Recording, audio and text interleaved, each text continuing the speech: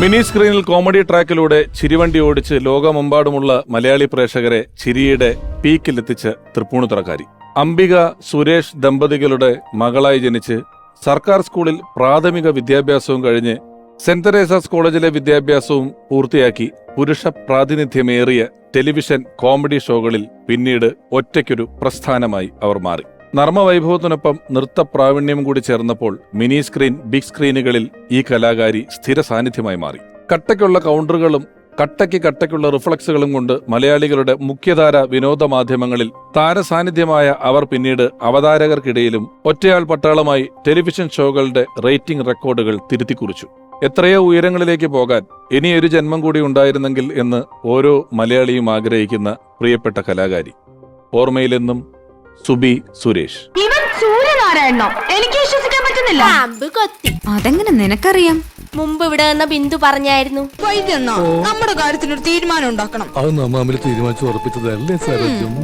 അതിന് ഒരുപാട് നേരമുണ്ടല്ലോ. സാർ പോയിട്ട് 5 മണിക്ക് വന്നാ മതി. നിങ്ങളെ വിശ്വസിച്ച് സ്വന്തം വീട് ഉപേക്ഷിച്ച് ഇറങ്ങി വന്ന എനിക്കാ തെറ്റുപറ്റിയതാ. എന്റെ അടുത്ത ആഡിന് വേണ്ടിയുള്ള കുറച്ച് കോസ്റ്റ്യൂംസ് കൊണ്ടുവന്നിട്ടുണ്ട്. ഓ, പെണ്ണിന്റെ പറച്ചില് കേട്ടാ കെട്ട് കഴിഞ്ഞിട്ട് അതിനു വേണ്ടി മുട്ടി നിൽക്കുവാന്ന് തോന്നുന്നു. നിങ്ങളുടെ അസൂയ കാരണമല്ലേ മകനെ അപകടപ്പെടുത്താൻ നോക്കിയത്? ധൃതി വെക്കല്ലേ, നാളെ അയ്യോ, കൂട്ടുകാർ വന്നേക്കണം ചേട്ടാ. കണ്ണു ഓർന്നൊന്നും നോക്ക് ചേട്ടാ. പിന്നെ ആ സൗമ്യയുടെ ഹസ്ബൻഡ് മിക്കവാറും അവളെ ഡൈവേഴ്സ് ചെയ്യും. അവർക്ക് അങ്ങനെ തന്നെ വേണം. ചിന്മയരാഗമായി വന്നുവോ ഓർമ്മയിലെന്നും. ഔപചാരികമായ ഒരു ആമുഖത്തിനപ്പുറം ഔപചാരികതകൾ വ്യക്തിപരമായി എനിക്ക് വളരെ കുറഞ്ഞ ഒരു എപ്പിസോഡായിരിക്കും ഇത്. പിന്നിട്ട എപ്പിസോഡുകളിൽ നമ്മൾ ഓർമ്മിച്ച മൺമറഞ്ഞു പോയ ഓരോ പ്രതിഭകളും നമുക്ക് വളരെ പ്രിയപ്പെട്ടവരാണ്.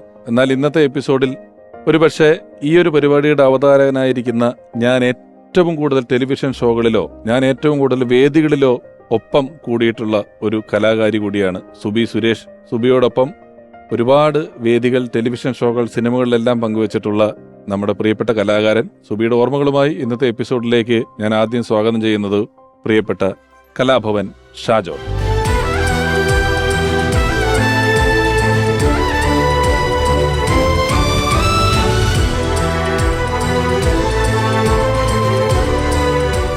ചേട്ടാ, സ്വാഗതം പരിപാടിയിലേക്ക്. Thank you. ഞാനിപ്പം ആമുഖം കഴിഞ്ഞപ്പോൾ പറഞ്ഞു, ഒരു പക്ഷേ സുബിയുടെ ഒരു എപ്പിസോഡ് ചെയ്യുമ്പോൾ ഞാനിവിടെ പ്രേം നസീർ സാറിന്റെ എപ്പിസോഡോ അല്ലെങ്കിൽ ജോൺസൺ മാസ്റ്ററെ കുറിച്ചോ ഒക്കെ എപ്പിസോഡ് ചെയ്യുമ്പോൾ ഇവിടെ വരുന്ന ആളുകൾ അവരുടെ ഓർമ്മകൾ, ആ അനുഭവങ്ങളെല്ലാം ഒരല്പം ഔപചാരികതയോടുകൂടി മാത്രമേ എനിക്ക് ഓർക്കാനും അവതരിപ്പിക്കാനുമാകൂ. എന്നാൽ സുബി എന്ന് പറയുന്നത് നമുക്ക് ഇപ്പോഴും നമുക്കിടയിൽ എവിടെയോ ഉണ്ട് എന്ന് നമുക്ക് തോന്നുന്ന, ഇപ്പോഴും വ്യക്തിപരമായി നമ്മുടെ ഫോണുകളിൽ നിന്ന്, കോണ്ടാക്ട് ലിസ്റ്റിൽ നിന്നും പേര് മായ്ച്ച് കളഞ്ഞിട്ടില്ലാത്തൊരു പേരായി തുടരുന്ന ഒരാളാണ് ഷാജോൺ ചേട്ടൻ. എൻ്റെ ഓർമ്മകൾ അവിടെ നിൽക്കട്ടെ. ഷാജോൺ ചേട്ടൻ സുബിയെ ആദ്യമായിട്ട് കണ്ടതും പരിചയപ്പെട്ടതും ഒക്കെ എപ്പോഴാണെന്ന് ഓർക്കുന്നുണ്ടോ? തീർച്ചയായും കുറേ വർഷങ്ങൾക്ക് മുൻപാണ്. നമ്മളീ പറയുന്ന പോലെ മിമിക്രി, എറണാകുളം ബേസ് ചെയ്ത് മിമിക്രി തുടങ്ങിയ കാലം മുതലൊക്കെ നമ്മൾ പല സ്ഥലങ്ങളിലും വെച്ച് കാണുന്ന ഒരു മുഖമാണ് സുബിയുടെ. പക്ഷെ അപ്പോഴൊന്നും സുബിയുമായിട്ടൊന്നും അസോസിയേറ്റ് ചെയ്താലും പ്രോഗ്രാം ചെയ്യാനുള്ളൊരു ഭാഗ്യങ്ങളൊന്നും കിട്ടിയിരുന്നില്ല. ആദ്യമായിട്ട് എനിക്ക് തോന്നുന്നു സുബിയോട് വളരെ അടുത്ത് ഇടപഴകാനും സുബിയോടൊപ്പം പ്രോഗ്രാമൊക്കെ ചെയ്യാൻ പറ്റുന്നത് ഒരു ഗൾഫ് ഷോയ്ക്കാണ്. അപ്പോൾ ആ സമയത്ത് വളരെ എനിക്കൊന്ന് പ്രചോദമൊക്കെ ഉള്ളൊരു ഷോ ആണെന്ന് തോന്നുന്നു. വളരെ കുറച്ച് പേരെ ഉണ്ടായിരുന്നുള്ളൂ. അപ്പോൾ ഉള്ളവരൊക്കെ തന്നെ മിമിക്രി ചെയ്യുന്നു, അവർ തന്നെ ഡാൻസ് ചെയ്യുന്നു.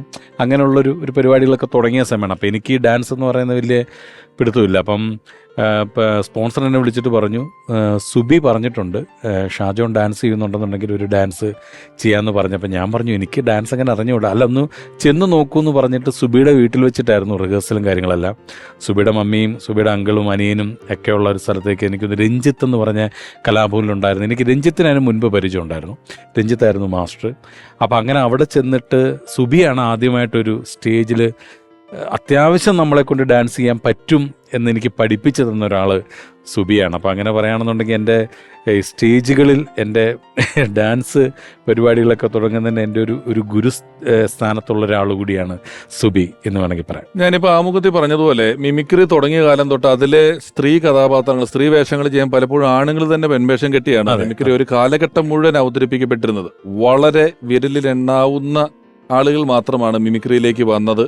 അവർ തന്നെ ഒരുപാട് കാലം തുടർന്നിട്ടുണ്ടോ എന്നൊക്കെ സംശയമാണ്. പക്ഷേ സുബി നിന്നിരുന്നത് ഇവിടുത്തെ ടോപ്പ് റേറ്റഡ് ആയിട്ടുള്ള വലിയ ആർട്ടിസ്റ്റുകളോടൊപ്പം ഒപ്പത്തിനൊപ്പം പിടിച്ചു നിൽക്കുന്ന ഒരാളായിരുന്നു സുബി എന്നുള്ളത് വലിയൊരു ഓർമ്മയാണ് സുബിയെ സംബന്ധിച്ചിടത്തോളം. ഞാൻ എപ്പോഴും ഓർക്കാറുണ്ട്, നമ്മളൊരു സ്റ്റേജിലൊക്കെ ഇപ്പം എല്ലാവരും എല്ലാത്തിനും ഒരു കണക്ക് വെക്കും. ഞാൻ 2 സ്കിറ്റേ കളിക്കൂ, ഒരു ഡാൻസേ കളിക്കൂ എന്നൊക്കെ പറയുമ്പോൾ സുബിയൊക്കെ ഒരു 2 സ്കിറ്റ് കളിച്ച് കഴിഞ്ഞ് ഇനി ഒരു ഡാൻസ് കൂടെ ഉണ്ടെന്ന് പറഞ്ഞാൽ കോസ്റ്റ്യൂം ചേഞ്ചിനുള്ള സമയം ചോദിക്കും. അത് തന്നെ സാധാരണ ഒരാൾ അരമണിക്കൂർ കൊണ്ട് ഡ്രസ്സ് മാറി, ഞാനൊരു 10 മിനിറ്റ് കൊണ്ട് ഡ്രസ്സ് മാറിയിട്ട് വരാം, അതിനുള്ള സമയം മാത്രം ആവശ്യപ്പെട്ടുകൊണ്ട് അത്രയധികം സ്റ്റേജുകളിൽ അത്ര ഇൻവോൾവ് ചെയ്ത് അത്രയും സിൻസിയറായി പ്രകടനങ്ങൾ കാഴ്ചവെച്ചിട്ടുള്ള ഒരാളായിരുന്നു സുബി. നമുക്ക് കൂടുതൽ കാര്യങ്ങളിലേക്ക് അടക്കാം. ഇരിക്കും. Thank you. ഓർമ്മയിലെന്നും